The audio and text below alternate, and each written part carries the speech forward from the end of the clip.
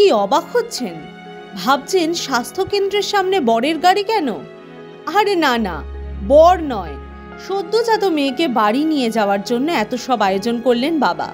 ফুল দিয়ে সাজালেন গাড়ি, এমনকি আদর করে ইতিমধ্যে সদ্যজাতের নামও রেখে ফেলেছেন।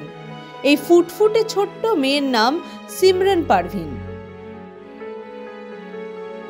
তুফানগঞ্জের বক্সিরহাটে বাসিন্দা সাদ্দাম হোসেন।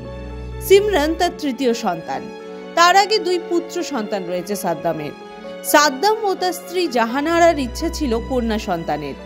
এবার মেয়ের জন্ম দিয়েছেন জাহানারা, তাই খুশির হাওয়া বইছে পরিবারে। এইভাবে গাড়ি সাজিয়ে মেয়েকে বাড়িতে নিয়ে গেলেন বাবা। আগে থেকে আমার প্রথমে স্বপ্ন ছিল যে আমার প্রথমে কন্যা সন্তান হোক, তারপরে আমার ছেলে হয়েছে 2টা, তারপরে আমার মনে আসা এবং আমার বাবা মা ফ্যামিলি সবারই আসা আমার মেয়ে সন্তান হোক।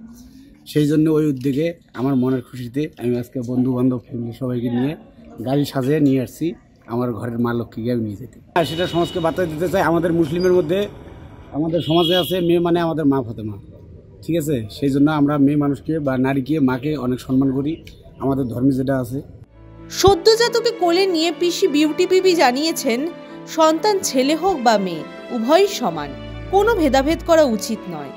এতদিন পরে কন্যা সন্তান হওয়ায় তারা খুব খুশি। আমরা সবাই ভীষণ খুশি।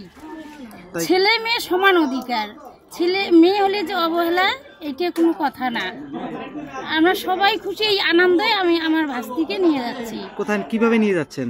একদম সুন্দর করে গাড়ি সাজে, ফ্যামিলি সুন্দর সাজে সবাই মিলে আনন্দের সহিত যাইতেছি।